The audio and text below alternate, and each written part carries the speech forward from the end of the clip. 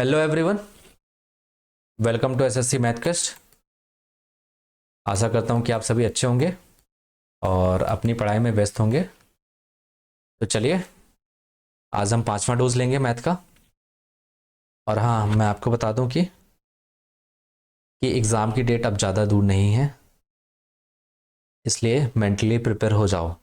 और जो बिगनर्स हैं वो अपना सिलेबस को पूरा करने में फोकस करें। अभी 2-3 महीने पहले जो स्टार्ट किए हों, ठीक है। अगर आपका 70 to 80% सिलेबस हो जाता है, आप मिक्स क्वेश्चन की तरफ बढ़िए, प्रैक्टिस की तरफ बढ़िए। 2-3 टॉपिक उठाइए, उसका मिक्स क्वेश्चन लगाइए, क्योंकि अल्टीमेट सॉल्यूशन वही है कि आपको मिक्स क्वेश्चन प्रैक्टिस करना पड़ेगा ताकि आपका दिमाग डेवलप हो पाए एग्जाम पैटर्न के हिसाब से, ठीक है।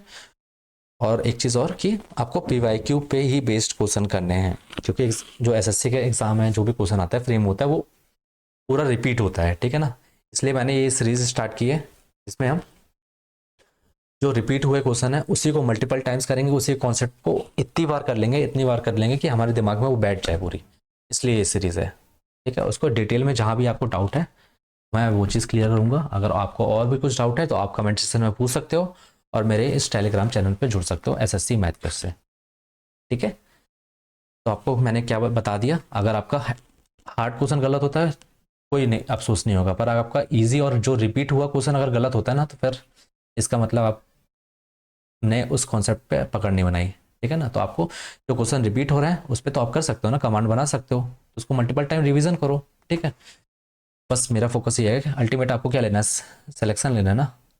बस आप ये करिए, रिवीजन करिए, प्रैक्टिस करिए, पीवाईक्यू बेस्ड ही, ठीक है। ज़्यादा इधर उधर भागने की जरूरत नहीं है। इतने सारे क्वेश्चन है, आप एसएससी के जितने भी हैं सारे एग्जाम के उठा लीजिए, उसको सॉल्व करिए, ठीक है। और जहाँ लैग कर रहे हैं उसको रिवाइज करिए प्रॉपरली, फिर उसके बाद दोबारा गलत नहीं होना चाहिए वो क्वेश्चन, ठीक है।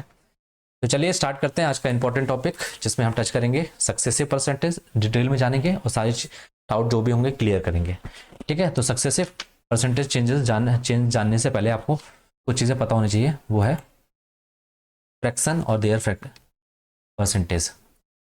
अब आपको क्या करना है, आपको ये करना है कि इनके फ्रैक्शन और इनके टेबल बना के, फ्रैक्शन और इनके परसेंटेज निकाल के आपको दीवार में चिपका लेना है। और CI% भी लिखना है आपको, टेबल याद होनी चाहिए, टेबल नहीं है तो आप दीवार में चिपका लो। प्राइम नंबर याद होना चाहिए 1 से लेकर 200 तक, ठीक है। ये चीज़ तो आपको एकदम कमांड में होनी चाहिए, हाँ। और आपको डेली सुबह उठो उसको रिवीजन करो। तो चलिए देख लेते हैं कुछ इंपॉर्टेंट फ्रैक्शन इन्फॉर्मेशन बता देता हूँ आपको। जैसे 1, ठीक है, फ्रैक्शन, इसका परसेंटेज क्या बनेगा आपका 100%। एक कंप्लीट यूनिट 1 उसका कितना 100%, अगर इसका आधा कर दूँ तो क्या बोलूँगा मैं 50%, ठीक है। आपको चेंज करते आता है ना फ्रैक्शन से परसेंटेज में, कैसे फ्रैक्शन दिया है इनटू में 100 कर दो तो आपका क्या हो जाएगा परसेंट, कितना हो जाएगा 50%। 50% दिया है, फ्रैक्शन में जाना है तो मैं क्या करूँगा 50 तो 100 से डिवाइड कर दूंगा तो आपका क्या आ जाएगा 1/2, ठीक है। तो ये परसेंटेज से फ्रैक्शन और फ्रैक्शन से परसेंटेज, तो आपको याद रखने हैं मेन चीज़ें। अब मैं वो लिखवा देता हूँ और आप कोशिश करें कि इनको एकदम दिमाग में बैठा लें, ठीक है। 1/3 का कितना होता है 33.33, ठीक है। उसी तरह 1/4 का अगर मैं बात करूँ कितना होता है, ये तो याद होना चाहिए 25%, ये वाला। एक 1/5 का कितना होता है बताइए 20%। उसी तरह 1/6 का कितना होता है आपका 16.66%। 1/7 का कितना होता है 14.28, ठीक है। अब अगर 2/7 बोलेगा तो आपको इंटू 2 कर देना है, जैसे आपको मेरे को निकालना है 2/7 का, तो मैं क्या करूँगा 1/7 का पता है मुझे, 1/7 का कितना है 14.28 इंटू में क्या कर दूंगा, इंटू कर दूंगा, ये 56 हो जाएगा। बोला ये कितना हो जाएगा 28, कितना हो जाएगा 28.56, ठीक है। उसी तरह इसमें आ जाइए आप 1/8 में, 1/8 का कितना होता है आपका 12.5 होता है परसेंटेज, ठीक है। या तो आप ये लिख लो 1/2 12 सही 1/2। उसी तरह 1/9 ये याद रखो इंपॉर्टेंट है, आपको 1/4 का याद होना चाहिए, 1/5 का याद होना चाहिए। और 1/9 का क्या होता है, आप 1/9 में क्या होता है 11.11%, ठीक है। या तो आप ऐसे लिखो 11 1/। उसी तरह से अगर मैं बात करूँ 1/10 का, इसका ये भी इंपॉर्टेंट है, याद रखो कितना होता है आपका 10%। उसी तरह से 1/11 ये दोनों के बीच में रिलेशन रख, जब 1/9 है तो ये 11 पॉइंट क्या 11%, जब ये 1/11 है तो यहाँ देखो 9.09%, ठीक है। समझ में आ रहा है, समझ में आया आपको? यहाँ पर 9 1/11%। ठीक है, इस तरीके से ये इंपॉर्टेंट है, आपको याद होनी चाहिए। फ्रैक्शन लिखो, उसके परसेंटेज लिखो और दीवार में जाके चिपका लो। ठीक है, अब आ जाइए कुछ इंपॉर्टेंट टर्म, वो भी पता होनी चाहिए। जैसे बच्चे इसमें कंफ्यूज होते हैं, भाई इंक्रीज बाय टू हुआ तो क्या लिखें, इंक्रीज टू हुआ तो क्या हुआ, डिक्रीज बाय है तो इसका मतलब क्या है, डिक्रीज टू हुआ तो क्या इसका मतलब क्या है। देखिए कंफ्यूज नहीं होना आपको। अगर बोलता है इंक्रीज बाय 10%, इसका मतलब क्या है, मान लो कि आपका 100 यूनिट था, इंक्रीज हुआ कितने, बाय 10% इंक्रीज हुआ तो कितना बन गया, बाय बोला तो 110, तो 100 से कितना बन गया 110। कब, जब इंक्रीज बाय 10% हुआ तो मेरी 100 की वैल्यू कितनी हो गई 110। अगर इंक्रीज टू बोलता है, इंक्रीज टू 10%, तो मतलब मेरी 100 की वैल्यू अब कितनी बन गई है, 10 यूनिट बन गई है। समझ में रहा है? और एग्जांपल दूं, जैसे मैंने बोला इंक्रीज बाय, इसको मैं मिटा देता हूँ, अब मैं देखता हूँ इसका। जैसे मेरे से बोला इंक्रीज बाय 25%, अब 25% आपको फ्रैक्शन में पता होना चाहिए, या तो आप ऐसे लिखो, तो 25 पर 100 यूनिट था मेरे पास, इंक्रीज हुआ कितना 25%, है ना, तो ये कितना बन गया 125। अगर मैं इंक्रीज टू बोलूँ, इंक्रीज टू 25%, मतलब मेरा 100 यूनिट कितना बन गया 25 यूनिट बन। ठीक है, तो बाय में समझना है कि इंक्रीज हो जाता है, प्लस हो जाता है। ठीक है, और इंक्रीज टू में क्या होता है, यही नंबर आ जाता है, इंक्रीज टू 25, मतलब 100 यूनिट से कितना हो गया 25 यूनिट हो। समझ में आई ये चीज़? उसी तरह उसने बोला कि 20% डिक्रीज हुआ है, 20%, 20% से मतलब डिक्रीज हुआ, मतलब 100 से कितना हो गया 80 हो गया। अगर डिक्रीज टू 20% बोलता तो क्या आप बोलते डिक्रीज टू 20%, ये क्या हो जाएगा आपका 100 से कितना हो जाएगा 20 कम हो गया। समझ में आया? तो आपको ये चीज़ पता होनी चाहिए।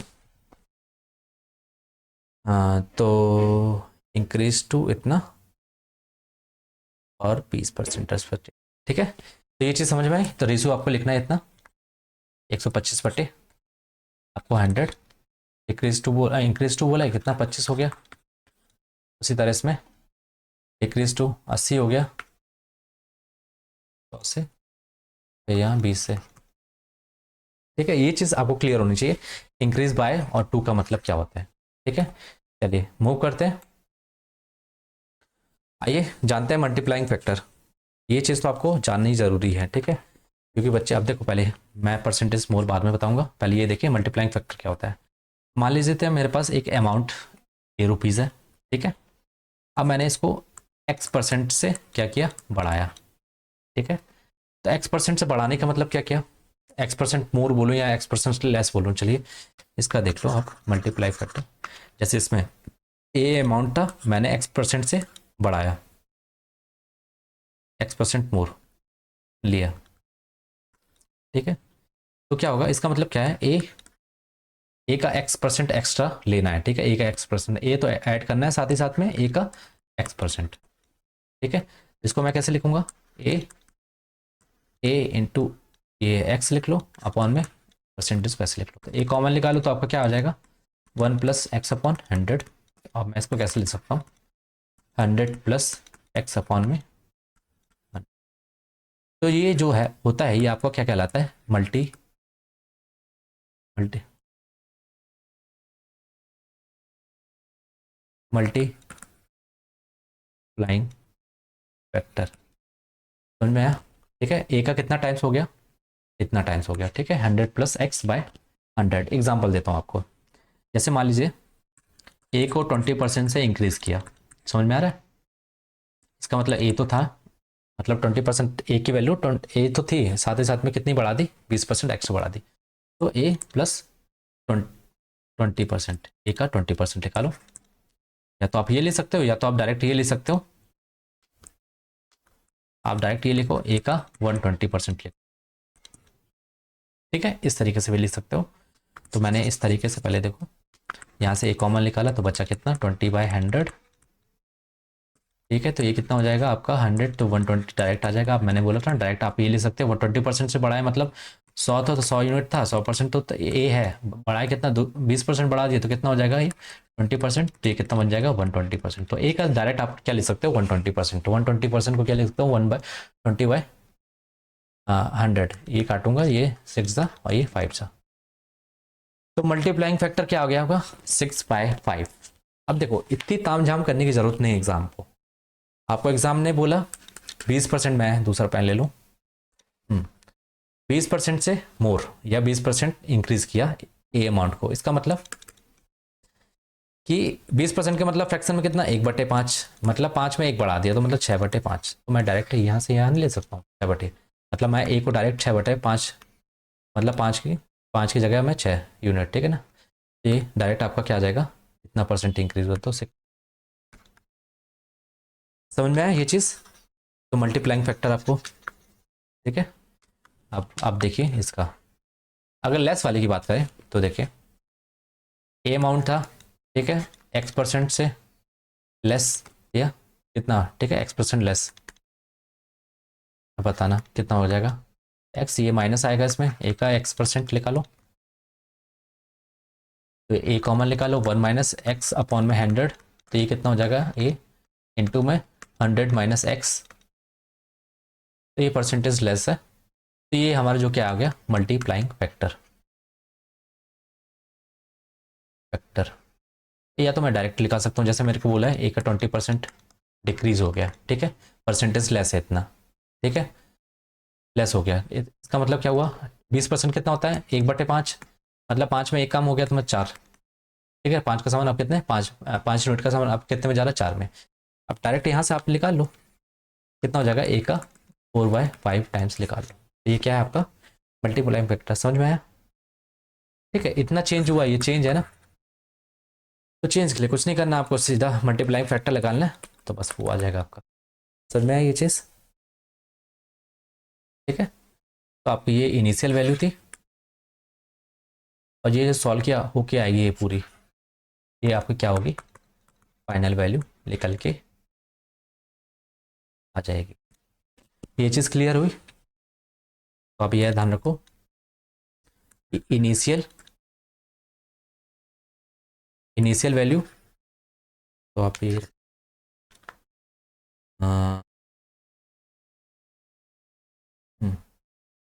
इनिशियल वैल्यू,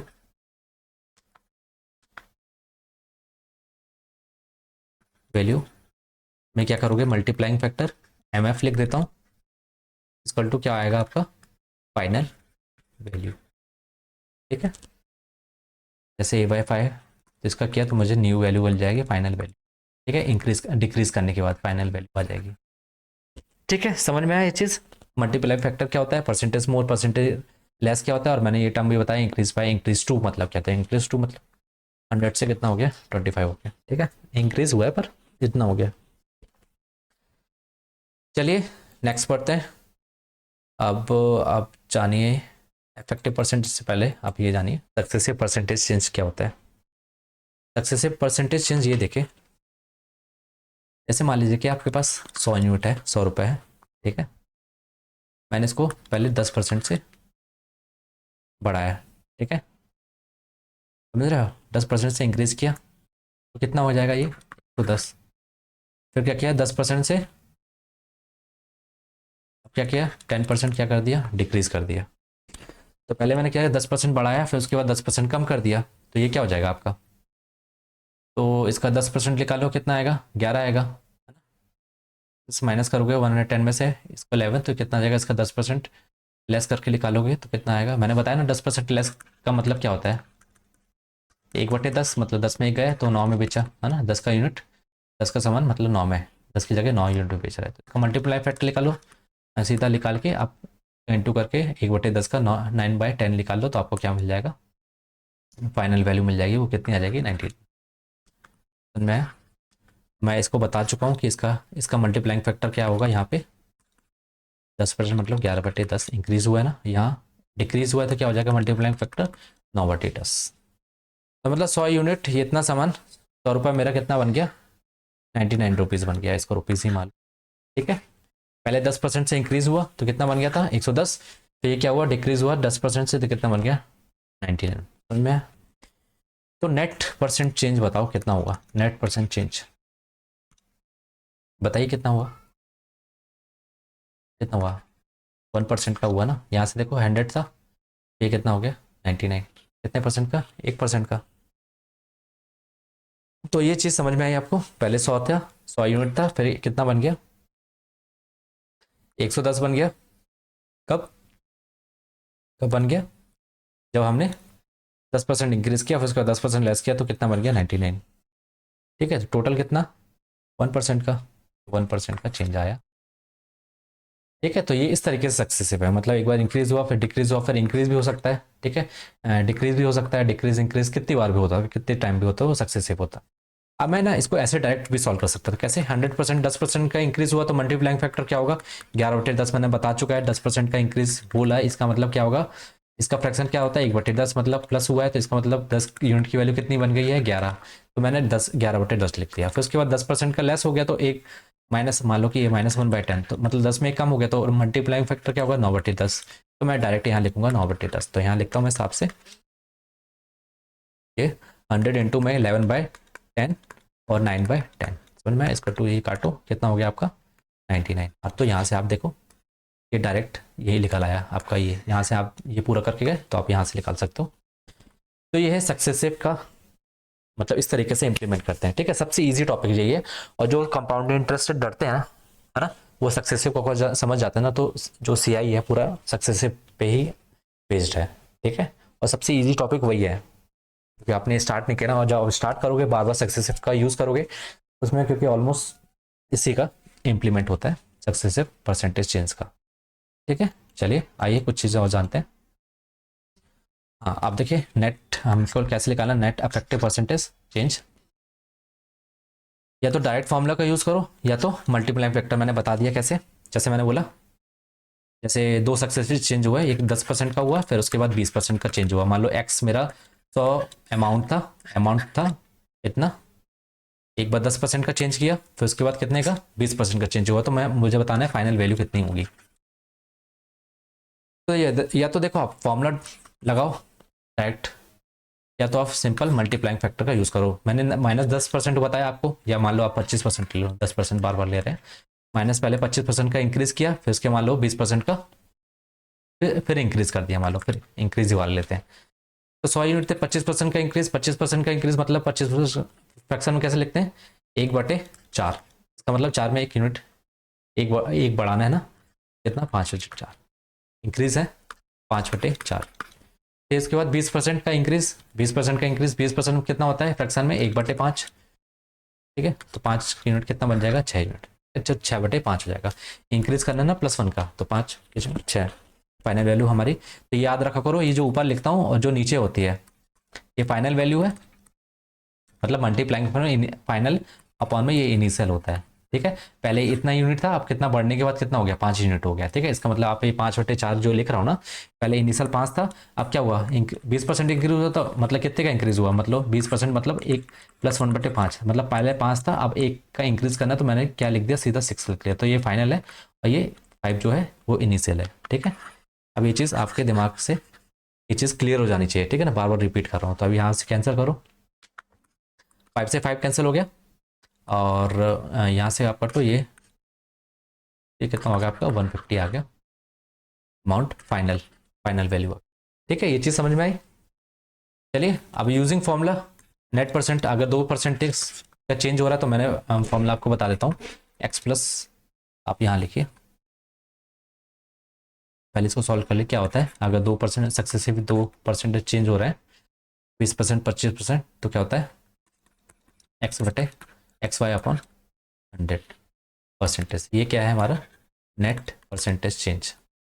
ठीक है, तो पहले कितना हुआ 25% का हुआ, फिर उसके बाद कितना का हुआ 20% का हुआ, और फिर उसके बाद XY × 25×50, और ये 200, ये अपन में 100, ये काट दो कितना हो जाएगा, ये 5, ये 25 30, कितना हो गया आपका, हाँ कितना हो गया, ये 30 हो गया, और 20 50, तो ये 50 हो गया। ठीक है, तो ये परसेंटेज कितना चेंज आया आपका 50% आया, 50% आया, तो बढ़ा दो, नेट चेंज कितना आया आपका 50%। ठीक है, आपका कितना आया नेट अफेक्टिव परसेंट 50%, इसमें कैसे। ठीक है, ये चीज़ क्लियर हुई आपको, नेट परसेंट आपको ऐसे निकालना है। इसमें नेट परसेंट कैसे आया, यहाँ तो हमने फाइनल वैल्यू निकाल ली, ठीक है, तो इनिशियल वैल्यू कितनी थी, इसमें 100 थी, इसमें देखो ये कितना हो गया, 5 या 15, ये दो, तो 3/2, तो कितने का यहाँ से +1 का प्रॉफिट हुआ, तो 1/2, 1/2 मतलब क्या होता है 50%, तो यहाँ से भी इतना ही सेम आता है। ठीक है, दोनों इक्वल है। ठीक है, ये चीज़ समझ में आई। डायरेक्ट फॉर्मूला लगाइए, चाहे आप मल्टीप्लाइंग फैक्टर निकालिए, इंक्रीज बाय डिक्रीज बाय मैंने आपको बता दिया है। ठीक है, परसेंटेज लेस है, इंक्रीज है, क्या है, उसके हिसाब से सॉल्व करिए। आइए मैं बता देता हूँ जो डायरेक्ट फॉर्मूला बेस्ड है उसके लिए। जैसे ये x% है, ठीक है, अगर दो सक्सेसिव परसेंट चेंज हो रहा है तो नेट परसेंट क्या होगा हमारा, मैं लिखता हूँ x+y, x y अपॉन में क्या 100%। ठीक है, उसी तरह अगर 3 सक्सेसिव चेंज है तब क्या होता है, x+y+z प्लस में x y+5z plus zx upon में 100 प्लस में xyz अपॉन में 10,000।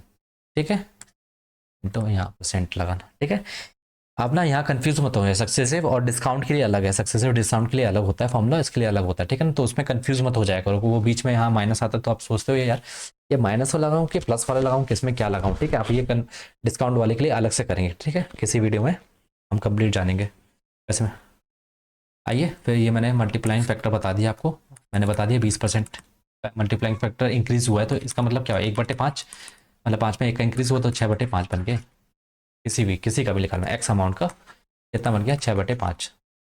ठीक है, तो इस तरीके से तो मल्टीप्लाइंग फैक्टर निकालना तुरंत मतलब जल्दी, आपको जल्दी निकालना है। ठीक है, जितनी जल्दी आप निकाल पाओगे उतनी जल्दी, तो उसके लिए आपको फ्रैक्शन और परसेंटेज याद होना चाहिए।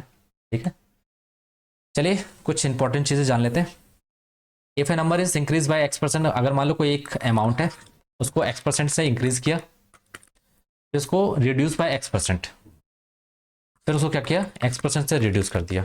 ठीक है, तो आपको इसके लिए डायरेक्ट फॉर्मूला जानना है, जो नेट परसेंट होगा हमारा वो क्या होगा, हमारा x² अपॉन में x अपॉन में 100%। कैसे, आइए देखते हैं। मैंने बताया क्या, आप डायरेक्ट फॉर्मूला लगा लो। मैंने फॉर्मूला क्या बताया, पहले x% का इंक्रीज हुआ फिर x% का डिक्रीज हुआ, तो x माइनस एक्स और प्लस में ये आपका माइनस ही आएगा, माइनस ही आएगा, और x इंटू एक्स, तो ये x² अपॉन में 100। ठीक है, और मैं बाहर परसेंटेज x कट जाएगा, बचेगा क्या, x² अपॉन में 100। तो ये याद रखना कि हमेशा जब भी किसी अमाउंट को x% से इंक्रीज करते हैं और x% से फिर उसी अमाउंट को फिर डिक्रीज करते हैं, तो जो नेट चेंज आता है हमेशा डिक्रीज आता है। ठीक है ना, डिक्रीज, क्योंकि ये देखो नेगेटिव साइन आ रहा है, तो हमेशा क्या आता है, डिक्रीज आता है, कितना, x² अपॉन में 100%। ये चीज़ आपको दिमाग में बैठा लेनी है, किसी सेम अमाउंट को अगर सेम परसेंट से इंक्रीज कर रहे हैं और डिक्रीज कर रहे हैं, तो जो हमारा नेट इफेक्टिव होगा हमेशा डिक्रीज आएगा, और कितना, x² बाय 100। तो ये चीज़ क्लियर हुई आपको, तो ये चीज़ याद रखनी है आपको। चलिए बढ़ते हैं अब क्वेश्चन की तरफ, ताकि हम जो भी चीज़ें हमने पढ़ी हैं उसको इम्प्लीमेंट कर पाए। ठीक है, फटाफट।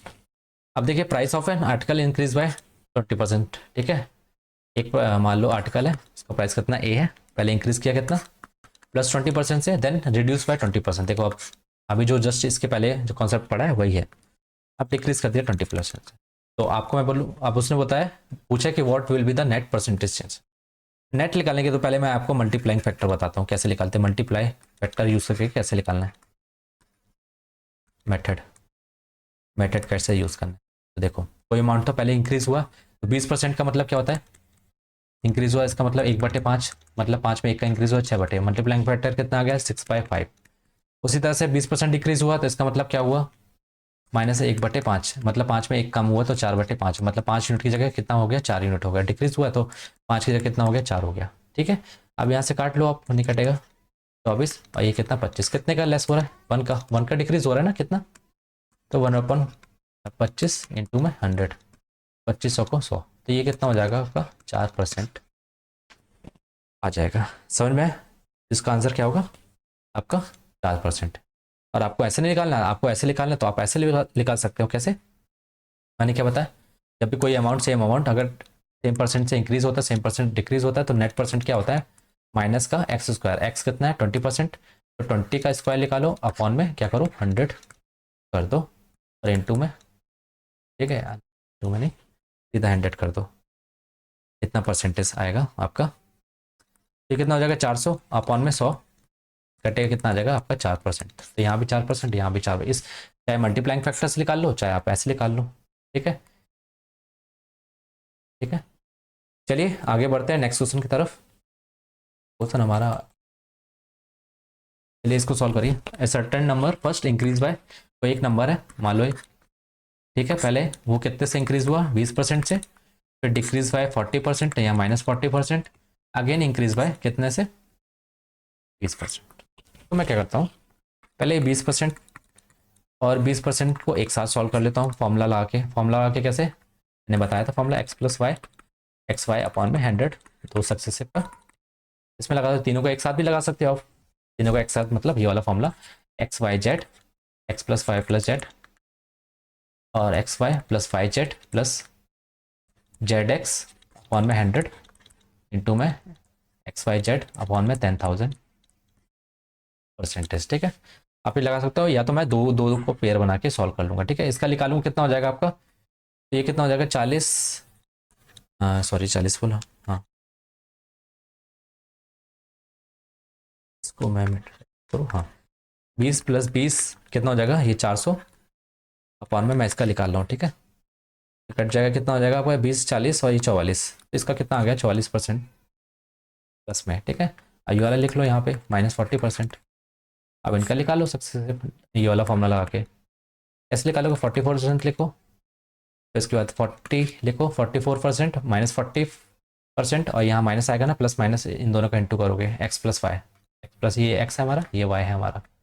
ठीक है, कितना हो जाएगा 0, 4 को 16, 1 4 को 16, 1 17 अपॉन में 100, ये कट जाएगा और आपका आ जाएगा पॉइंट, कितना आ जाएगा ये आपका 40, ये 4 बचेगा, कितना 17.606 आएगा।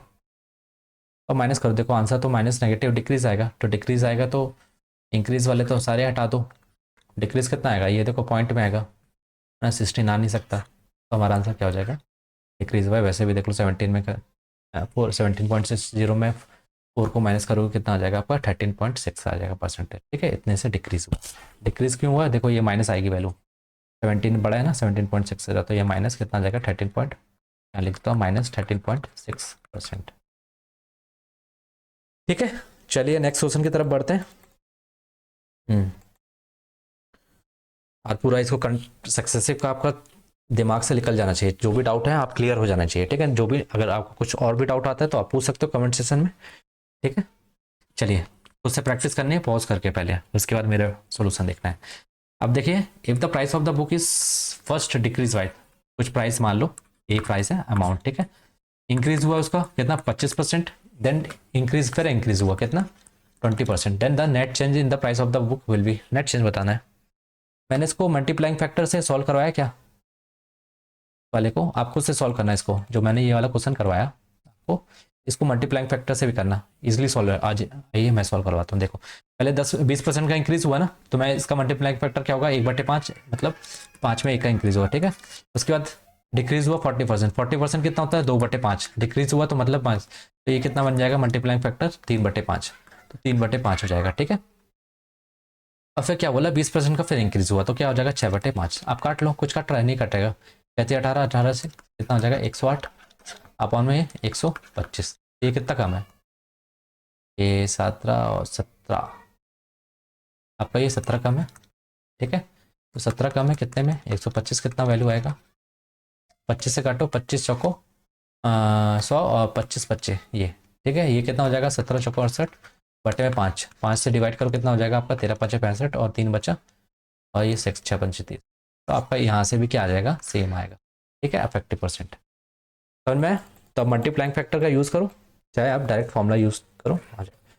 जैसे इसमें मैं इसमें डायरेक्ट मल्टीप्लाइंग फैक्टर पहले इंक्रीज हुआ तो 25% मतलब क्या होता है 1/4, मतलब 4 में 1 का इंक्रीज हुआ तो मैं डायरेक्ट लिखूंगा 4/5। ठीक है, इसके बाद इंक्रीज हुआ 20%, मतलब 1/5 होता है, मतलब 5 में 1 का इंक्रीज हुआ तो मतलब 6/5, हमने इसको फटाक से लिखना है, इसको काटोगे ये 3 जा और 2 3 जा और 2 2 जा, कितना आ जाएगा 3/2। ठीक है, ये आपकी फाइनल वैल्यू होती है, फाइनल होता है, और ये वाला इनिशियल वैल्यू होती है, इनिशियल यूनिट है। ठीक है ना, अब देखिए कितने का इंक्रीज हुआ है इनिशियल फाइनल में कितने का इंक्रीज हुआ, 1 का इंक्रीज हुआ, 1/2 का परसेंटेज कितना होगा आपका 50%। और इंक्रीज हुआ है ना, ये फाइनल इनिशियल थी 2, कितना यूनिट हो गया 3 यूनिट हो गया, इसका मतलब 50% का क्या हुआ इंक्रीज हुआ। ठीक है, ये चीज़ समझ में आई आपको। चलिए आगे बढ़ते हैं नेक्स्ट क्वेश्चन की तरफ। The strength of the alcohol increase and decrease every alternate, alternate बोला है एक मतलब एक बार इंक्रीज हो रहा है डिक्रीज हो रहा है 50% का। ठीक है, if it started with 2012 then strength of the alcohol in the beginning of 2015 as compare to date of in 2012। ठीक है, देखिए क्या बोला 2012 से why it started with increase in, देखो 15% का यहाँ इंक्रीज हो गया, फिर यहाँ 14 13 फिर 14। ठीक है, 2012 से स्टार्ट हुआ, 15% का इंक्रीज हुआ 2013 में, फिर इसके बाद 2013 से फिर 14 में क्या हुआ 15% का डिक्रीज हुआ, क्योंकि बोला अल्टरनेट इंक्रीज और डिक्रीज हो रहे हैं। ठीक है, इसलिए 2012 से इंक्रीज हुआ 2013 2014 तक। ठीक है, फिर 2014 से फिर क्या होगा एक बार अब डिक्रीज हुआ तो अब क्या होगा इंक्रीज होगा 2015 तक। 2000 से 15 12 से लेकर 15 तक जाना है ना, तो कितनी बार हो जा रहा है सक्सेसिव, मतलब एक बार +15 इंक्रीज हो रहा है, फिर उसके बाद -15 डिक्रीज हो रहा है, फिर उसके बाद फिर 15 +15। नीचे समझ में आई। तो अब आपको क्या करना है, आप देखो इसमें तो आप मल्टीप्लाइंग फैक्टर निकालोगे नहीं, 15 का निकालने जाओगे तो 3/20 मतलब 3 17/20। ठीक है, एक बार इसको इंक्रीज करोगे डिक्रीज करोगे ये सब नहीं करना है आपको। अब देखो इसमें डायरेक्ट अपना फॉर्मूला लगा सकते हैं। फॉर्मूला कैसे, 3 के लिए सक्सेसिव मैंने क्या बताया था आपको। ठीक है, या तो आप ऐसे सॉल्व करो, +15 और +15 को एक साथ सॉल्व करो करो करो जरा क्या होगा, +15 को एक साथ मैं लिख लेता हूँ परसेंटेज को। देखो आप इंक्रीज दिया डिक्रीज दिया फिर इंक्रीज दिया, तो आप इसको सफल भी कर सकते हो। ठीक है, ऐसा नहीं है कि इसको आप पहले नहीं ला सकते, क्योंकि मैंने क्या बताया था इनटू होता है मल्टीप्लाइंग फैक्टर, आप चाहे आगे लिख दो चाहे पीछे लिख दो। ठीक है, तो आप चाहे यहाँ अगर 15% डिक्रीज किया हो चाहे यहाँ प्लस मतलब इंक्रीज हुआ, तो उससे कोई फर्क नहीं पड़ता है। ठीक है ना, कि आप सोचो कि 15% आप ये पहले ले रहे हो। ठीक है, पहले डिक्रीज ले लें तो क्या दिक्कत नहीं, दिक्कत कुछ नहीं होगा, चाहे आप पहले इंक्रीज ले लो फिर डिक्रीज ले लो, तो कोई फर्क नहीं पड़ता। अब मैंने दोनों को एक साथ लिख लिया और -% को इधर लिख लिया। ठीक है, अभी इसको निकालो, x+y का फॉर्मूला लगाओ, XY अपॉन में 100 वाला, ये कितना हो जाएगा आपका 15 ये 30 हो जाएगा, और ये कितना हो जाएगा 225/100, तो 2.5 आ जाएगा आपका, तो कितना हो जाएगा 32.25 आ जाएगा। अब ये कितना आपका 25%। ठीक है, ये तो प्लस है, अब इन दोनों में लगाओ कितने में 32 2.5 और प्लस में और माइनस में 5। तो इसको सॉल्व करो कितना आएगा आपका 15 माइनस कर लो, ये वाला फॉर्मूला लगाना है आपको, XY+Y XY अपॉन में 100 बता चुका हूँ। तो इसमें डायरेक्ट x की वैल्यू हमको इतनी ये है, y की वैल्यू ये है और XY ये है। तो सॉल्व करो, अगर मैं यहाँ से 15 माइनस करूँ तो 25, 5 से 12 में 5 गए 7, 7 5 12, और इसमें 2 1 कितना 17। ठीक है, 17 हो गया। अब मैं इन दोनों का अगर इंटू करूँ तो ऑलमोस्ट कितनी टाइम्स जाएगा, सारे सिमिलर है तो ये लंबा खिंच जाएगा, आपको कुछ नहीं करना है। अगर आप इंटू करो, चलो इंटू कर लो, 32 25 को इंटू करो 15 से, 15×5 = 75। ठीक है, 7 35 37, 7 ये 3 कैरी 35, 33 की 3 15 थी 45 और 48, ये कितना आ जाएगा आपका 480 और 3, और इसमें फिर अपॉन में ये 100 भी करोगे ना, 483.75 अपॉन में 100 करोगे तो ये समथिंग यहाँ 4 पॉइंट, इसमें से 4 पॉइंट आप क्या करो 8375 को माइनस करोगे कितना आएगा। देखो पहली बात 17 बड़ा है, माइनस ये करोगे 4 तो कितना आएगा 13 पॉइंट समथिंग आएगा, और जबकि आंसर 13 के नहीं 116 ही कर लेते हैं क्योंकि 12 भी पास में है ना। तो अब यहाँ से निकालो 17.25 है, माइनस करो कितना, माइनस करो कितना 4.8375। अब निकालो ये 5 10 में 5 गए 5, फिर 9 में 7 गए 2, फिर ये कितना हो गया 14 में 3 गए नहीं 4 में 3 गए 1, फिर 12 में 4 गए 8, 12 में 8 गए 4, और ये कितना आ गया आपका, ये आपका 6 हो जाएगा, 6 में 1241 का इंक्रीज होगा प्लस हुआ क्योंकि ये प्लस था ना, ये माइनस 2 पॉइंट, तो आपका क्या होगा, इंक्रीज आएगा कितने का, 12.41 का। ठीक है, समझ में आया आपको? आप चाहे तो तीन वाला फॉर्मूला लगा सकते हैं, 3 बार चेंज हुआ ना सर 15% का, ये माइनस फिर 15 हुआ, फिर उसके बाद क्या हुआ प्लस 15 का, तो आप ये वाला फॉर्मूला मिला सकते हैं, x plus Y plus Z, x Y plus y y Z plus Z x upon में 100 प्लस में और एक्स वाई जेड अपॉन में 10,000। ठीक है, अब डायरेक्ट एक्स वाई, ये एक्स है ये वाई है आपका, ये नेक्स्ट जो 50% है वो रख के डायरेक्ट निकाल सकता हूँ। ठीक है, तो आशा करता हूँ चीज़ें आपको समझ में आ रही होंगी। चलिए अब ये वाले टाइप देख लीजिए जो कि इंपॉर्टेंट है। देखिए आप क्वेश्चन इसमें कैसे आता है, जैसे आपको एक्सपेंडिचर है और एक्सपेंडिचर है, कंजप्शन है, प्राइस है। अब वो क्या करेगा, कभी 10% कंजप्शन बढ़ गया, कभी बोलेगा कि प्राइस बढ़ गया। ठीक है, प्राइस 20% बढ़ जाएगा, बोलेगा ओवरऑल एक्सपेंडिचर में क्या पड़ा। ठीक है, नेट इफेक्ट, तो ये भी क्या है, सक्सेसिव है ना, इनटू मतलब सक्सेसिव। अगर कहीं भी अगर ऐसा type y plus z type का आ रहा है इनटू टाइप में, तो समझ लेना आप वहाँ क्या लग रहा है, आपका सक्सेसिव चेंज हो रहा है। ठीक है, आपको वो निकालना है, आपको डायरेक्ट क्या निकालना है, सक्सेसिव चेंज निकालना है। ठीक है, यहाँ कंजप्शन में चेंज हो रहा है, उस तरीके से इस पे बेस्ड क्वेश्चन पूछता है। क्या पूछता है, कभी प्राइस में चेंज कर देगा, कभी सेल में चेंज कर देगा। ठीक है, बोलेगा नेट इफेक्टिव निकालो, एक्सपेंडिचर में कंजप्शन इनटू प्राइस होता है। ठीक है, एरिया लेंथ इंक्रीज कर देगा, ब्रेथ इंक्रीज कर देगा या डिक्रीज कर देगा, या बोलेगा एरिया कांस्टेंट है, अगर लेंथ इंक्रीज हुआ तो ब्रेथ क्या होगा, इन्वर्सली का कोई चीज़ कांस्टेंट है, लेंथ का जो मल्टीप्लाई फैक्टर होगा उसका जस्ट इनवर्स क्या हो जाएगा, ब्रेथ ब्रेथ का मल्टीप्लाई फैक्टर होगा, वहाँ से आप निकाल लोगे इंक्रीज और डिक्रीज में। एरिया स्क्वायर साइड 2 टाइम्स होगा। इसके लिए देखो मान लो साइड ए है, तो इफेक्टिव क्या है, ए है, तो मैं क्या लगाऊंगा, ए प्लस ए स्क्वायर बाय 100। समझ में आ रहा है, तो ये क्या हो जाएगा 2a प्लस 100। आपको ये डायरेक्ट याद करना है। अगर सेम उसी तरह रेडियस को ध्यान नहीं देना है, पाई को, ठीक है, कांस्टेंट वैल्यू है, तो रेडियस 2 टाइम्स, तो इसको भी लिखना है 2r plus r square upon 100 direct. ठीक है, नेट्स क्योंकि चेंज कर रहा है रेडियस पे, मान लो रेडियस 80% इंक्रीज हो गई, तो बोलेगा कि एरिया पे क्या चेंज होगा, तो एरिया तो रेडियस कितना 2 टाइम्स होगी ना, चेंज सक्सेसिव लगेगा। ये रेडियस ये भी है 2 टाइम्स है। उसी तरह वॉल्यूम, बोलेगा लेंथ बढ़ा दी, ब्रीथ बढ़ा दी, इंक्रीज कर दी, हाइट इंक्रीज कर दी। ठीक है, बोलेगा वॉल्यूम में क्या इंक्रीज है, वो नेट इंक्रीज बताओ। ठीक है, तो आप इसमें 3 वाला फॉर्मूला लगा सकते हैं, कौन सा, l plus breadth plus height, length into breadth, breadth into height और हाइट इंटू लेंथ। ठीक है, अपॉन में 100, उसी तरह length breadth into height upon में 10,000। अब सेम से दिया तो सेम वाला, तो सेम वाले के लिए क्या करोगे, ये कितना हो जाएगा, एल एल एल, यहाँ भी एल आ जाएगा, यहाँ भी एल आ जाएगा, तो ये एल, ये सीधा इसको याद रखो 3l जाएगा, साथ ही साथ में ये हो जाएगा 3l स्क्वायर अपॉन 100, और यहाँ क्या हो जाएगा आपका एल क्यूब अपॉन में। ठीक है, तो ये चीज़ समझ में आई। ठीक है, तो चलिए आइए क्वेश्चन करते हैं ताकि चीज़ें और क्लियर हो। हम्म, अब ये देखिए क्या बोला है, the length of the rectangle increase by 30%, breadth decrease by 20%, the percentage change in the area.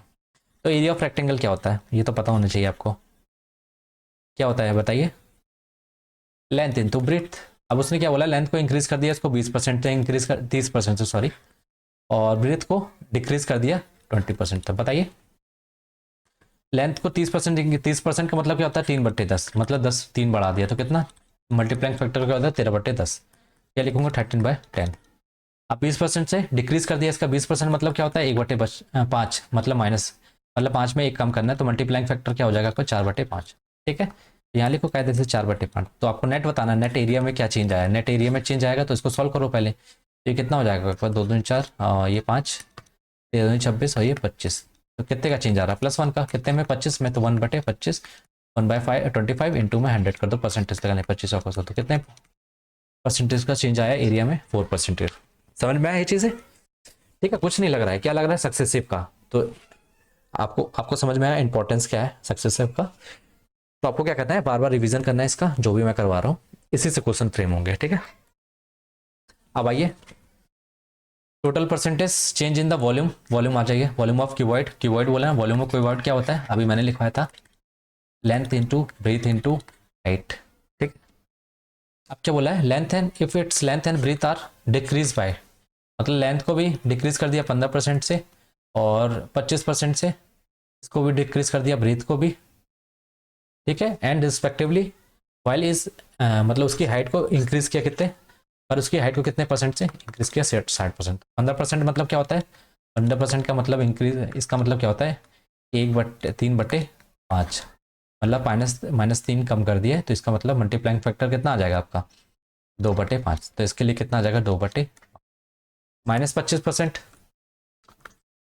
Come decrease का मतलब क्या हुआ, मल्टीप्लाइंग फैक्टर क्या आएगा बताइए, इसका मतलब क्या होता है -1/4 आ जाएगा, ठीक है, 4 में 1 कम कर देंगे तो मल्टीप्लाइंग क्या बन जाएगा 3/4, तो यहाँ मैं लिख देता हूँ 3/4, ठीक है, 4 यूनिट कितना बन गया, 3 यूनिट बन गया कम होके।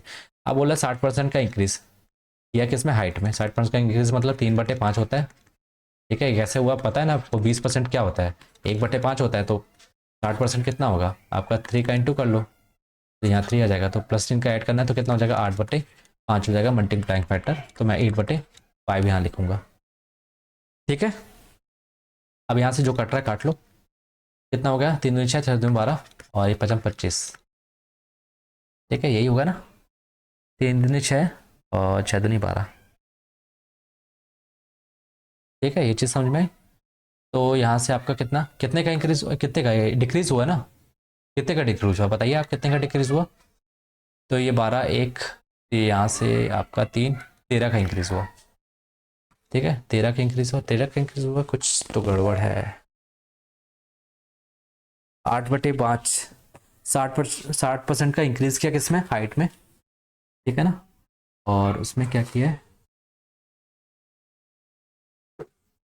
अच्छा 15% का, ये आपका 15% 5, सॉरी सॉरी सॉरी सॉरी, यहाँ देखिए 15% मतलब क्या होता है, आप ये समझिए, 5% कितना होता है 1/20 होता है, तो 15% के लिए 3 से इंटू कर दो 3/20, तो 3/-3y क्या लिखोगे 20 लिखोगे, -3y20 मतलब 17/20, तो यहाँ आपको लिखना है 17/20 लिखना है, ठीक है, यहाँ से 2 से 10 टाइम्स कटेगा, तो आपका कितना आ जाएगा, सॉल्व करोगे तो ये कटा, फिर से काटता हूँ, तो 20, ये आपका 3/4 और ये आपका 8/5, 4 से ये 2 टाइम्स गया, ठीक है, बचा कितना, ये 2 से ये कितना हो जाएगा आपका 10, या तो आप ऐसे रहने दो इसको, 2 से मत काटो,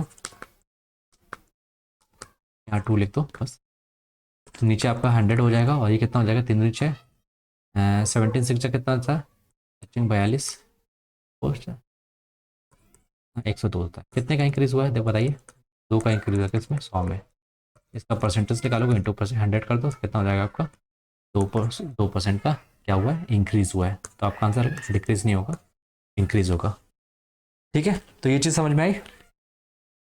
चलिए नेक्स्ट क्वेश्चन की तरफ बढ़ते हैं, आइए, यहाँ पे आप इसको रूट निकाल लेना, ठीक है, the price of an article was increase by I%, then the new price was decrease by R%, if the latest price was 1%, then the original price बतानी है, ठीक है, तो ओरिजिनल प्राइस मान लेते हैं मैं, क्या है P है, ठीक है, समझ में आया P है। अब उसने क्या किया, उसको R% से इंक्रीज किया, ठीक है, फिर क्या किया उसको जो आया, फिर उसके बाद क्या किया उसको R% से, है ना, कितना क्या कर दिया डिक्रीज कर दिया, तो आपको बताना है कि जो न्यू है फाइनल प्राइस वो कितना होगा। तो देखिए मैं क्या किया, या तो आप मैंने डायरेक्ट बताया था कि क्या होगा पी का R² बताया था ना, अगर सेम चीज़ अगर इंक्रीज और डिक्रीज हो रही है सेम, तो क्या करोगे आप R²/100% निकाल लोगे, तो ये तो इंक्रीज आएगा तो इसका 100+ करोगे, आप ये देखिए आप डायरेक्ट ये करो, R% का इंक्रीज हुआ तो इसका मल्टीप्लाइंग फैक्टर क्या आएगा, मैं डायरेक्ट लिखूंगा 100 + R/100, सर इसमें 100 - R/100, वो मल्टीप्लाइंग फैक्टर तो यही आएगा ना 100 - R/100, इसका मल्टीप्लाइंग फैक्टर क्या होगा 100 + R/100, ठीक है, मैंने इंटू किया, अगर उसका बन के प्राइस कितना हो गया 1 रुपये बन गया, ठीक है, तो हमको ये इसकी वैल्यू बतानी है, यही तो ओरिजिनल प्राइस था, तो R% से इंक्रीज किया फिर उसके बाद डिक्रीज किया, इसको सॉल्व कर लो तो कितना हो जाएगा 100 का स्क्वायर - R का स्क्वायर अपॉन में है 100, का स्क्वायर टू 1, ठीक है। तो ये इधर जाएगा 100 इंटू में पी है, ठीक है। तो पी को यहीं रहने दो, तो ये क्या जाएगा 100 का स्क्वायर, मतलब ये 10,000 हो जाएगा, और यहाँ 100 स्क्वायर माइनस में आर स्क्वायर हमारा आ जाएगा ओरिजिनल प्राइस। तो हमारा आंसर क्या हो जाएगा, ये वाला हो जाएगा, ठीक है। तो समझ में आया क्या किया, R% से इंक्रीज किया फिर डिक्रीज किया। सबको ये पता है कि नेट इंक्रीज कितना होता है, ये आर स्क्वायर बाय 100 होता है, ठीक है। हम बेसिक अंडरस्टैंडिंग, इसका मल्टीप्लाइंग फैक्टर क्या होगा R% इंक्रीज का 100 प्लस आर, मतलब 100 प्लस पहले यूनिट था, फिर आर से इंक्रीज किया तो 100 प्लस आर कर दिया, अपॉन में परसेंटेज के लिए 100 से डिवाइड कर दिया, उसी तरह 100 में पहले माइनस कर दिया आर को, फिर 100, ये इसका मल्टीप्लाइंग फैक्टर है। तो पी को एक बार इंक्रीज किया फिर डिक्रीज किया, तो हमको मिली कितनी कितनी लेटेस्ट वैल्यू कितनी निकल के आई, ₹1 निकल के आई। तो हमको बताना है ये पी की वैल्यू क्या है, ठीक है। तो समझ में पी की वैल्यू क्या आ गई, 10,000 अपॉन में 100 का स्क्वायर माइनस आर स्क्वायर, ठीक है। अब आइए फिर से रेक्टेंगल वाला है, ये क्या है, एरिया इक्वल टू क्या होता है, लेंथ इंटू ब्रेथ होता है। अब उसने क्या बोला, रेक्टेंगल का लेंथ, मतलब जो लेंथ है 20% ने इसको इंक्रीज किया, और फिर then how much the breadth should be decrease so that the area remains the same. अब बोला है कि एरिया को सेम रखना है, एरिया इंक्रीज डिक्रीज, अब इंक्रीज नहीं, अब बोला है कि इसका 20% इंक्रीज कर दिया लेंथ, 20% इंक्रीज मतलब 1/5, मतलब 5 में 1 बढ़ा दिया, कितना होगा 6/5, तो 6/5 6/5 हो गया। अब उसने बोला इसको कांस्टेंट रखना है, किसको, एरिया को कांस्टेंट रखने का। अब मैंने हम लोगों ने पढ़ा है कि अगर डिस्टेंस कांस्टेंट होती है तो क्या करते हैं, जो स्पीड का रेशियो है और जो टाइम का रेशियो क्या होता है, इन्वर्सली प्रोपोर्शनल है। जैसे 4/3 है तो ये क्या हो जाता है 3/4 हो जाता है। उसी तरह अगर कांस्टेंट है एरिया, तो इसका मतलब अगर 6/5 क्या है लेंथ है, तो इसकी ब्रीथ क्या हो जाएगी 5/6, तभी तो ये कैंसिल होकर क्या होंगे, कांस्टेंट हो जाएगा, ठीक है। तो कितना ब्रीथ में क्या चेंज आया, 5/6 हो गया, इसका मतलब कम हुआ ना 6, पहले पहले ये क्या होता है, इनिशियल वैल्यू होती है, इनिशियल, हाँ इनिशियल, ये क्या होता है फाइनल। तो इनिशियल कितना पहले 6 था, ये -1 हो गया, तो एक का कम हो गया कितना, तो 1/6 कितना परसेंट होता है, इसका फ्रैक्शन कितना होता है 66.6 क्या हुआ, डिक्रीज हुआ है वैल्यू इसकी ब्रेथ की। समझ में आया, कांस्टेंट वाला एरिया कांस्टेंट रखना है, लेंथ इंक्रीज कर दिया तो बोला कि ब्रेथ में क्या चेंज होगा, डिक्रीज होगा, डिक्रीज ही होगा, क्योंकि यहाँ इंक्रीज हुआ तो इसमें डिक्रीज करना पड़ेगा, क्योंकि एरिया को हमको क्या रखना है, सेम रखना है, ठीक है। ये चीज क्लियर हुई। तो ये भी समझ लो एक टाइप है, ये भी टाइप का। अब इसमें क्या था, इसमें इन दोनों में चेंज करा तो नेट इफेक्टिव बोला था, अब एरिया को कांस्टेंट रखना है, बाकी सब को चेंज करना है। आइए इसको सॉल्व करिए, क्या बोला, radius of the cylindrical jar is increase by इतना, by what percent height must be increase so that the there is no change in volume. Volume of cylinder बताओ, चलिए वॉल्यूम सिलेंडर बताइए क्या होता है, क्या होता है πr² है। पाई को ध्यान नहीं देना, कांस्टेंट वैल्यू कुछ भी आती है फॉर्मूला भी अगर पूछता है तो कांस्टेंट वैल्यू को काट देना है, इग्नोर करना है। अब यहाँ देखिए r 2 टाइम्स हो रहा है और h। अब बोला है इंक्रीज बाय, जो रेडियस है इंक्रीज बाय 25%। 25% मतलब क्या होता है 1/4, मतलब 4 में 1 इंक्रीज करना है 5, तो इसका मतलब मैं r को, ये 2r है तो 2 बार सक्सेसिवली करना पड़ेगा, 5/4 5, तो इसका टोटल कितना निकल के आ जाएगा 25/16। अभी इसने बोला है क्या कि वॉल्यूम को हमको क्या रखना है, no change in volume, no volume change. अगर हमको वॉल्यूम नहीं चेंज करना तो अगर हमारा इतना बड़ा है रेडियस, इसको सॉल्व करके इतना आया, इसका मतलब हमको ये क्या लेना, ये क्या हो जाएगा, इस हाइट जो होगी इसका रेसिप्रोकल आ जाएगा, ये नेट इफेक्टिव आया ना, रेसिप्रोकल कर देंगे, क्यों समझ में आया, जैसे स्पीड, जैसे डिस्टेंस कांस्टेंट होती है स्पीड इनटू टाइम, तो इसका जो रेशियो होता है 4:3, तो हम क्या करते हैं, डिस्टेंस अगर कांस्टेंट है तो ये क्या हो जाएगा 3/4 होता है। उसी तरह अगर ये दोनों रेडियस का मिला के कितना आ गया हमारा, मिला के कितना आ गया 25/16 आ गया, तो इसका इन्वर्स कर लो तो इसका हाइट, तो हाइट का कितना आ गया मल्टीप्लाइंग फैक्टर 6/16 तो देखिए ये फाइनल होता है, फाइनल वैल्यू होती है, ये क्या होती है हमारी इनिशियल वैल्यू होती है, ठीक है। कितने का डिक्रीज हो रहा है, -9 का, तो -9 का डिक्रीज हो रहा है कितने में 25 में, इंटू परसेंटेज निकालना है तो इंटू कर लो 25 को 100, तो 9 चौको 36, तो कितने परसेंट का डिक्रीज हो रहा है, इनके हाइट को क्या करना पड़ेगा, डिक्रीज करना पड़ेगा, कितने से 36% से, ठीक है। ये चीज़ समझ में आई। तो देखिए नो कांस्टेंट बोलेगा नो चेंज है, तो मतलब ये अगर जिसका इसका जो रेशियो आएगा उसको बस क्या कर देना, इन्वर्सली कर देना, इन्वर्स कर देना, ठीक है।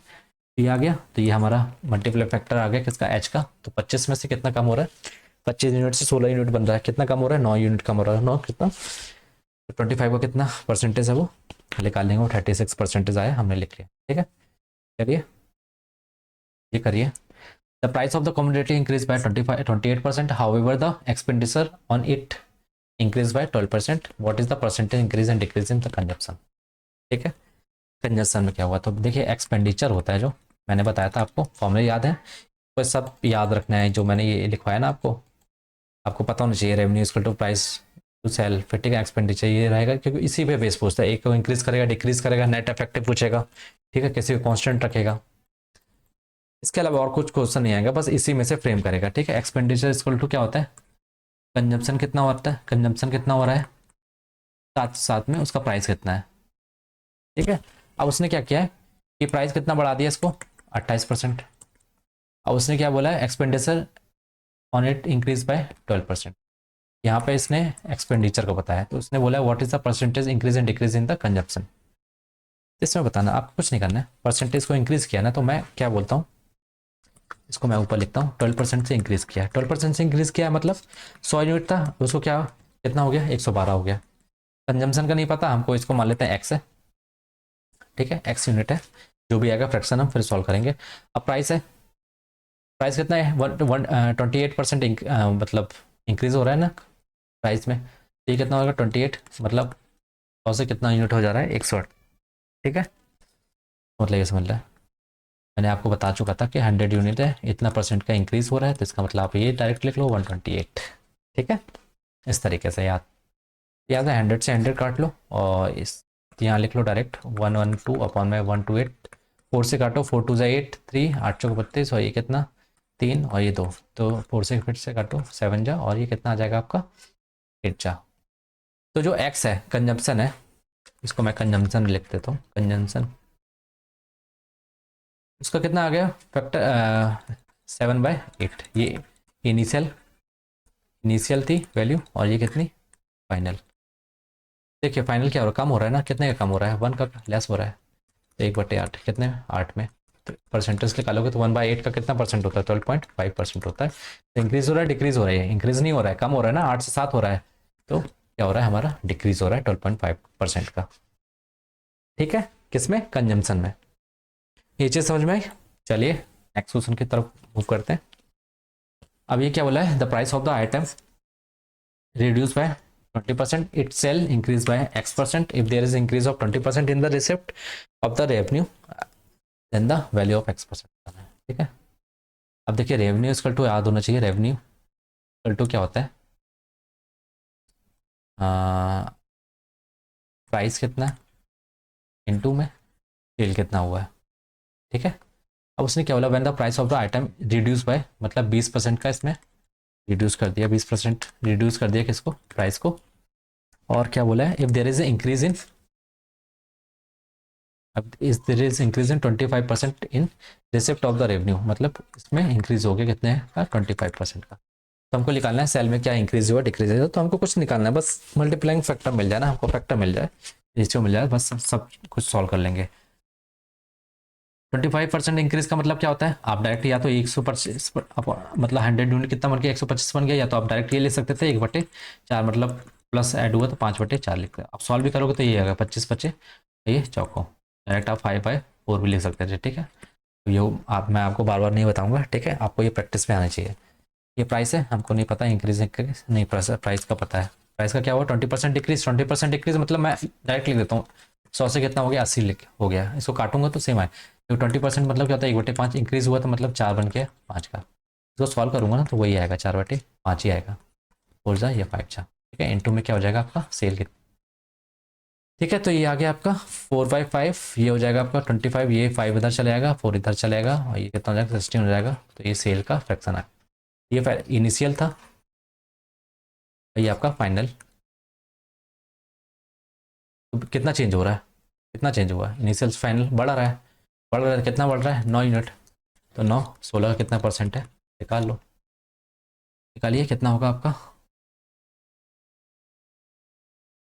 25, ये 4 चौको 25, 120 से 200, काटो ऑफ कितना होगा, ये 225 अपॉन में 4 से 5 को 20, 20 से 25, 6 ये वाला आंसर, आगे करने की ज़रूरत नहीं है, ठीक है, फ्रैक्शन में। अब आइए ये करिए लास्ट क्वेश्चन, बस इसके बाद एक और कॉन्सेप्ट है उसके बाद, बस ताकि आपका सक्सेस से क्लियर हो जाए, एक क्वेश्चन बस करेंगे, ज़्यादा नहीं करेंगे। अब देखिए इसमें क्या बोला है, the price of the sugar reduce by 20%, now I person can buy 500 ग्राम मोर।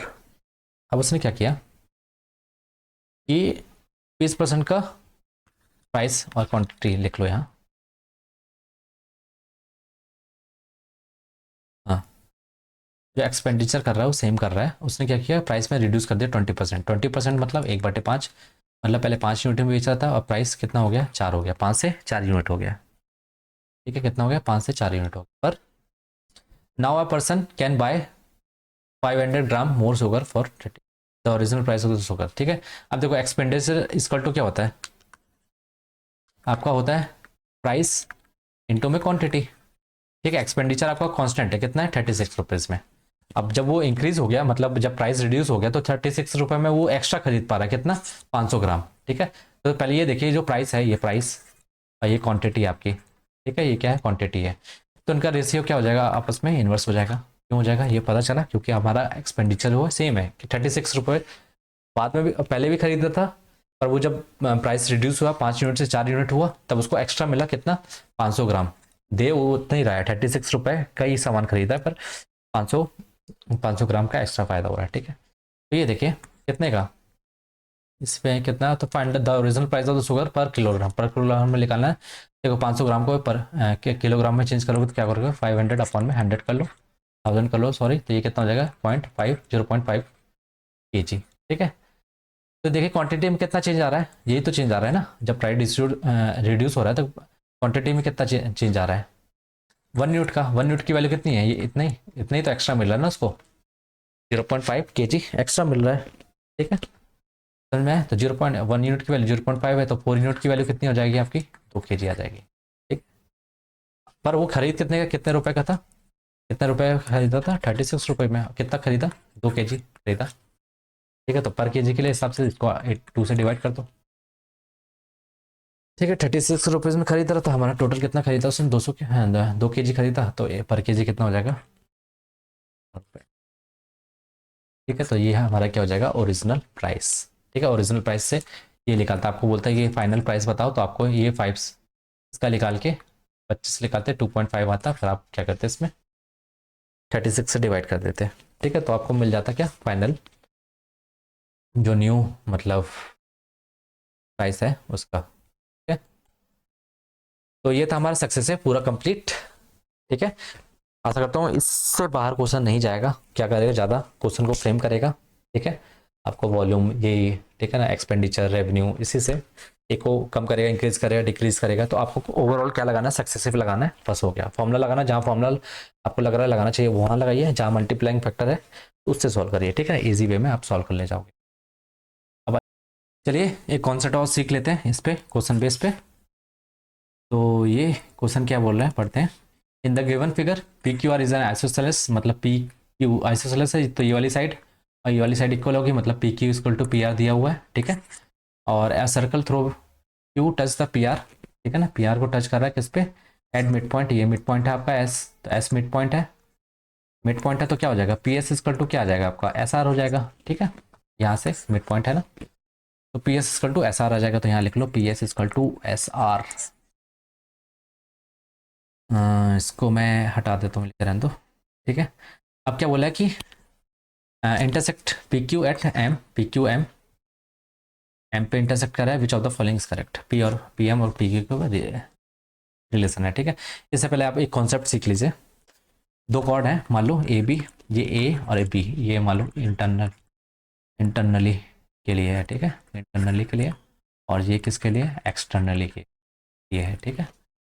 दो कॉर्ड हैं ए और ए बी और सी डी जो इंटरसेक्ट कर रहे हैं एट पॉइंट मान लो पी पे, ठीक है। और इसी तरह ए बी ये कॉर्ड है, उसी तरह सी और डी कॉर्ड है, इंटरसेक्ट कर रहे हैं एक्सटर्नल पॉइंट पे, बाहर कर रही हैं सर्कल से बाहर मान लो पी पे, अब ये हमारी टेंजेंट है और ये हमारी कॉर्ड है, कॉर्ड हमने ए बी ले ली और ये पी पे इंटरसेक्ट कर लिया, मान लो टी पी ये क्या है हमारा टेंजेंट है, ठीक है। तो देखते हैं, तो ये चीज़ आपको दिमाग में बैठा लेनी है। एक बार आप पी से यहाँ जाओगे ए पे, पी से फिर इंटू में पी से बी, क्या मैंने बोला पी से ए इंटू में पी से बी इसकल टू, फिर पी से एक बार सी में जाओ फिर एक बार डी में जाओ, पी इंटू सी इंटू में पी इंटू डी। अब आ जाइए इसमें इंटरसेक्शन पॉइंट कहाँ है, इंटरसेक्ट कहाँ कर रहे हैं पी पे एक्सटर्नली, पी से बी पे जाओ पी से ए पे जाओ, देखो यहाँ पे बता दूँ इसमें पी से ए पी से बी, ठीक है। आपको कुछ भी वैल्यू दे देगा, इसकी वैल्यू दे देगा आपको ये फाइंड करने के लिए, ठीक है। पी से डी जाओ फिर पी से डी जाओ equal to P D two में, ठीक है। तो आपको एक वैल्यू दे देगा, इसकी वैल्यू दे देगा लाइन की, बोलेगा इसकी वैल्यू निकाल लो, तो आप निकाल सकते हो आप। इसी तरह से पी टी, यहाँ से टेंजेंट है तो पी टी को दो बार लिखो, पी टी इंटू में पी टी, फिर पी टी से पी से बी पी से ए, पी ए इंटू में पी बी, ठीक है। तो आपको ये याद रखना है, तो लिख लो पी टी का स्क्वायर टेंजेंट का स्क्वायर पी ए इंटू में पी बी। तो बस अपन को ये वाला का यूज़ करना है, देखिए कैसे यूज़ करना है। आपको ऐसा कुछ दिख रहा है, ये सर्कल है, इसके ऊपर एक टेंजेंट है ऐसी, बना ऊपर टेंजेंट ऐसी है, ये दिख रहा है। तो मैं इसको बनाऊँ, ये टेंजेंट है, पूरी कॉर्ड है, ये कहाँ इंटरसेक्ट कर रहे हैं पी पे मिल रहा है यहाँ पे, ठीक है। तो मैंने क्या बताया, पी एस का स्क्वायर करो लास्ट वाली उससे, पी एस का स्क्वायर पी एम इंटू में P Q, P M into में इंटू पी क्यू, ठीक है। अब देखिए हमको पी एम और पी क्यू का रिलेशन चाहिए, तो हम क्या क्या कर सकते हैं, पी एस किसके इक्वल है, देखो ये 1 यूनिट है, ये 1 यूनिट है क्योंकि मिड पॉइंट है, ठीक है। और इसने हमको और क्या दिया है, P Q equal to P R, तो ये पी क्यू जो है पी आर के इक्वल है, और जो पी आर है वो हाफ ऑफ क्या ले सकते हैं हम, हाफ ऑफ क्या है पी एस है, समझ आ रहा है, हाफ ऑफ पी एस है ना। मैं क्या बोला उन्होंने, जो पी आर है यार, क्या जो पी एस है वो क्या होगा, हाफ ऑफ है ना, ये पूरा कितना है पी आर, ये 1 यूनिट 2 यूनिट, तो पी आर कितना है 2 यूनिट है, तो हाफ कर दोगे तो आपको क्या मिल जाएगा, एस आर मिल जाएगा, सॉरी पी एस आ जाएगा। पी एस की वैल्यू कितनी है, हाफ ऑफ पी आर, तो यहाँ लिख दो पी एस की value half of P R,